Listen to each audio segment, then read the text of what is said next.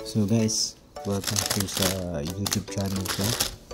Ako yung nagbabalik after for a long time na wala ako. Siguro papasin nyo ko kayo ba itong kwarto. Tapos hindi ko ito kwarto. Hindi ko room ito. Hindi ko ito inuupahan. Ako po ay na-aksidente for a long time. Almost 3 months na. And I'm residing in one of our hospital here sa Canada, which is free.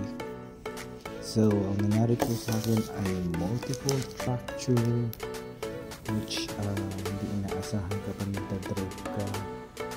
So always mo tayo mag-iingat, o kahit double ingat talaga ay mahirap, pero kinakaya.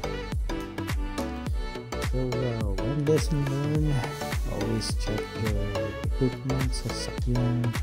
Make sure the hat is covered by insurance. Make sure always ready ka sa lahat ng mangyayari. And thankful sa mga tulagip sa akin. Nakaraan nag-roll over ako. And ito ngayon ay nag-rehab sa hospital regarding my right leg fracture or shattered bone.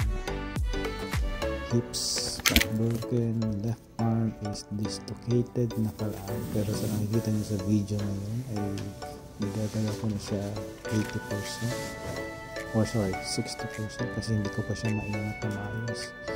And nakikita niyo naman yung leg ko, meron siyang support kasi naoperahan ko siya nakaraan and hindi pa siya allowed mag-weight o hindi pa pwedeng iapak sa sahig, sa lupa o kahit sa matigas na bagay, bawal mabigatan, in short.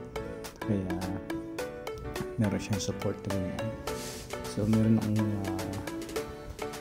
program na sinusunod daily na lalabas ako at ni-endure ang support habang nagpa-program na to. Mabigat siya pero kailangan kung gusto mo bumalik sa natural life or sa regular life na meron ako dati. And nag-isip-isip ako ng mga plano kung paano gagawin yun, time management, time pa. I'm very lucky dito pag sa hospital at marami mga kabayan yung katrabaho dito. And most sa kanila ay nurses and healthcare aid na nagsusuporta sa akin sa hospital. Lalo pa sa mga physio na trainees and mga professionals sa loob ng hospital. And by the way, lahat po yan ay libre. Pati yung equipment ko sa right leg ko ay libre din. O diba, sa mga ito lahat libre. Pag-ibig na lang ata hindi. So, during this season of healing, marami na pagtatanto, nag-isip ng bagong strategy sa buhay. So planning to look for a better life in a different area but same work field and malaki yung sahod.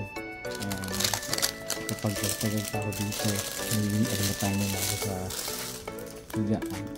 So hopefully ay maging okay naman tayo dito sa loob ng hospital.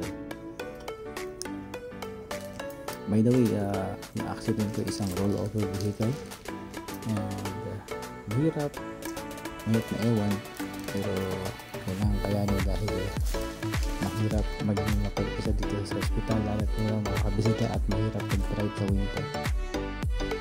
And mahirap, masakit, araw-araw masakit, pero after 60 days ng opera nagbago pa rin. Kapag mula sa bedridden ako dati, after 60 days ay nakakapitan ako ng CR ng with support system ng wheelchair or walker na mga ginagamit ko ngayon para makagalaw ako sa loob ng kwarto. Mahirap pero kayanin kasi injured pa ang right leg ko. Let's see what's my next vlog sa susunod na buwan. By the month of New Year 2025, produce natin ng video, medyo may mga correction pa, and let's see how it goes. And salamat sa panonood, and I hope na ibalik natin ng mga viewers ko. Nagkaroon ng hit kasi ang aking account, kaya binura ko lahat ng mga videos muna to make it right. So, diba?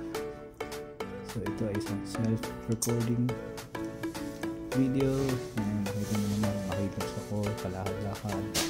Ay, hindi pala, nasa isip ko na kalakad-lakad. Magulong-gulong sa higaan, and parang nagawa at boring. But I got no choice but face to this. And makakabalik tayo sa dating buhay natin. And by the way, ako'y covered ng content ng government. And swerte naman talaga at libre lahat pati yung sahod. And sana makita rin tayo guys, hindi na sa hospital, hindi sa labas na. And dito na nagtatapos ang aking short video clip. Thank you and have a nice day.